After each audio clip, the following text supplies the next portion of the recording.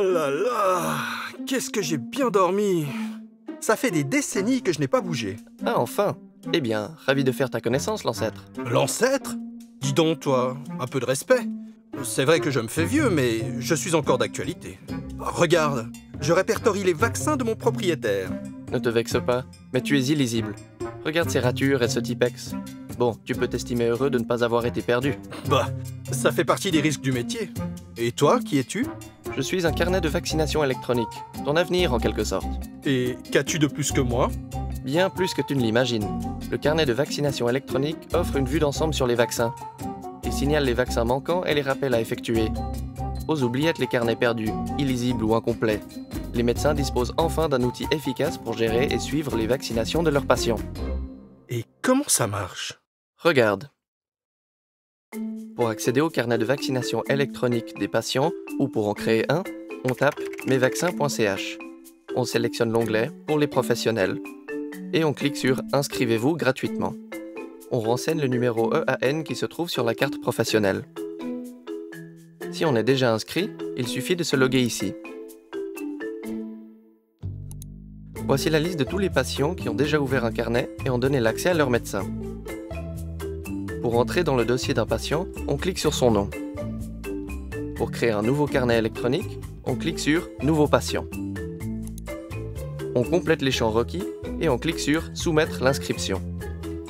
On indique les maladies déjà faites, comme la varicelle ou les sérologies positives, et on clique sur « Sauver ».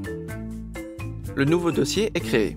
On y trouve différentes rubriques, entre autres un carnet de vaccination qui répertorie tous ces vaccins, la liste des prochains vaccins à administrer, la possibilité d'indiquer des vaccins non souhaités, et même une rubrique risque liée à un voyage qui informe immédiatement sur les vaccins nécessaires avant tel ou tel départ pour l'étranger.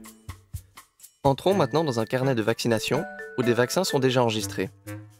Pour inscrire un nouveau vaccin, on clique sur « Validation mise à jour ». On sélectionne le nom du vaccin dans le menu déroulant. Le logiciel indique immédiatement les antigènes. On indique la date d'administration et on valide. Entrons maintenant dans le bilan vaccinal. Il offre une vue d'ensemble sur la situation du patient. Une pastille rouge signifie que le vaccin n'est pas à jour. Au survol de cette pastille, une fenêtre s'ouvre et en explique la raison. La rubrique « Prochain vaccin » signale les vaccins qui devraient être administrés, maintenant ou plus tard. Pour ceux qui préfèrent le papier, il est possible d'imprimer le carnet de vaccination en cliquant ici.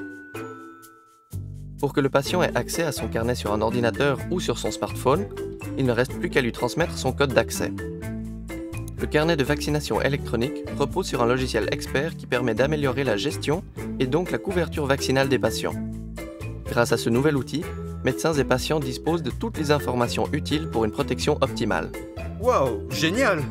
Je crois que je suis resté endormi trop longtemps.